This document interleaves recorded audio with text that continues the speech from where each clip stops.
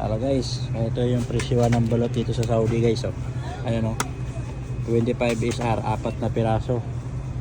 Pag i-convert mo yan sa Pinas, 375 guys, 4 na piraso. Tapos ang isa, kahalaga siya ng isang piraso, 93 pesos. Diyan sa Pinas kasi magkano ba isang pirasong balot dyan? Dito sa Saudi, isang pirasong balot, tag 93 pesos eh.